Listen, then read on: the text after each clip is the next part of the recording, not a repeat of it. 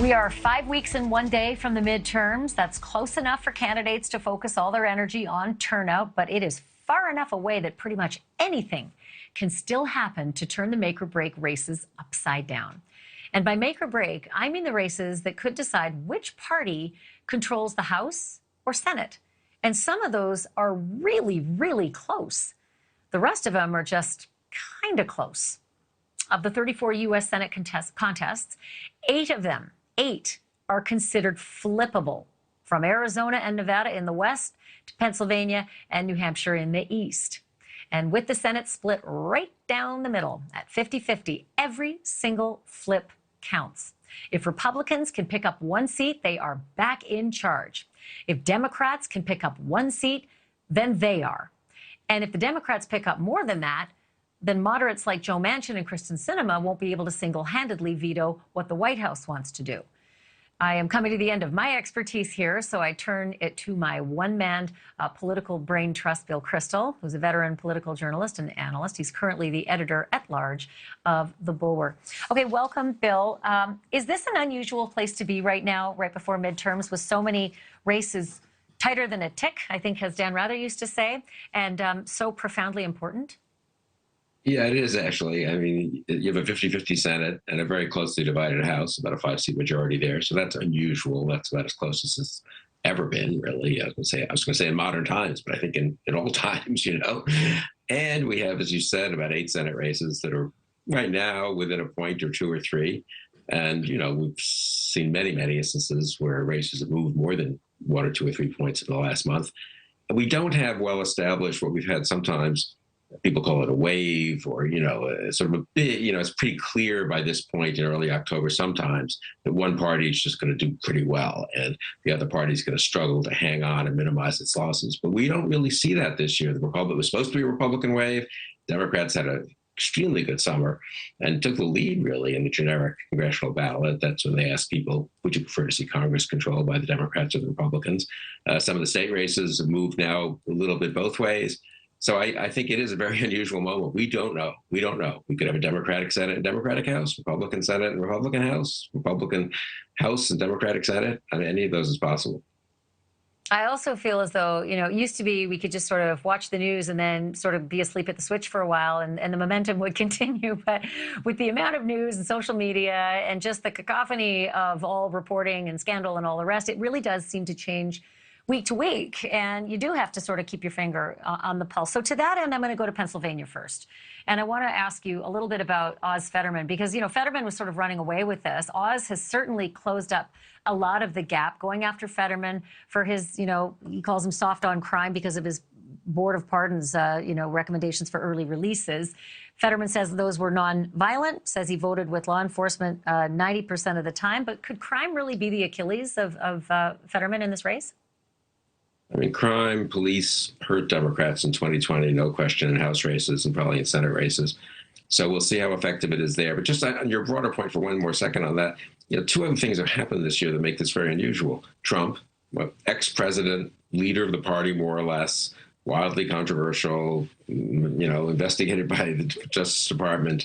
It's a little less of a referendum on Biden. When Trump is this prominent, it's a referendum on the 2 of them and on the 2 parties. And secondly, Dobbs, the overturning of Roe. It's not every midterm election that in June of that year, a 50-year-old precedent is overturned, a pretty big one, right? So you have all these things going on at once. Very hard to therefore, you know, it's a little, I don't know. So you really don't know what's the underlying tide here, which of these issues is just transient in the headlines for a few days. But it is crazy. I mean, look at tonight. We have news about Georgia. I mean, it's Herschel Walker.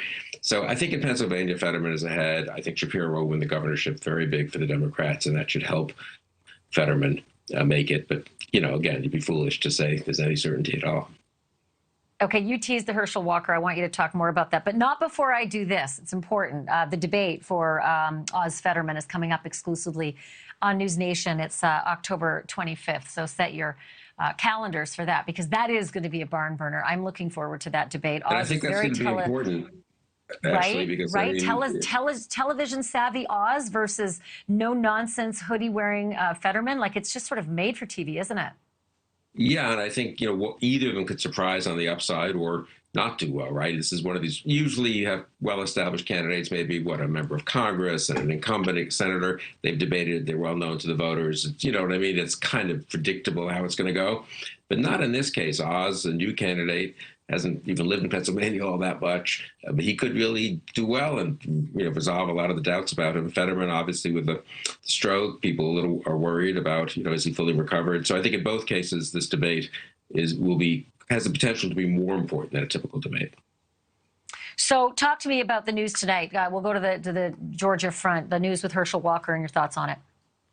I mean, the Daily Beast is reporting that he paid for an abortion in 2009, I think, and then he's denying it.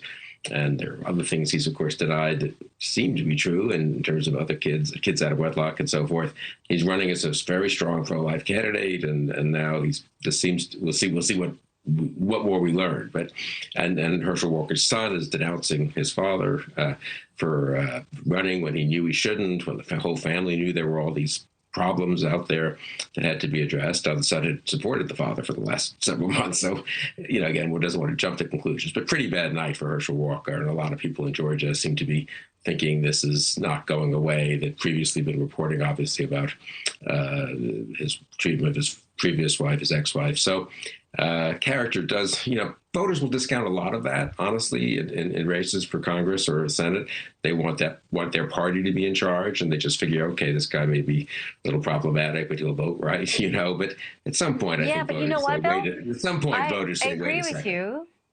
I agree with you. I've got like 48 seconds left, but I need you to respond to that. It's, yes, people want their guy, but at some point, I look at Georgia, and it's, ruby red until 2020. Biden won then. They got two, Democratic senators. So do they really want that guy? No, I think in a close race, I think they don't, probably. And look, Alabama, which is 10 points more ruby red than Georgia, more lost in 2017 because of this character, not because of issues. So I think this could hurt Walker badly. So you have to come back because I didn't even get to Wisconsin. I have so much more to talk to you about. And we still have, 5 weeks, Bill. So we'll book it now. Thank you for being here. I always love talking to you. Thank you for watching. Go to newsnationnow.com to find NewsNation on your television provider. And don't forget to click the red subscribe button below to get more of NewsNation's fact-driven, unbiased coverage.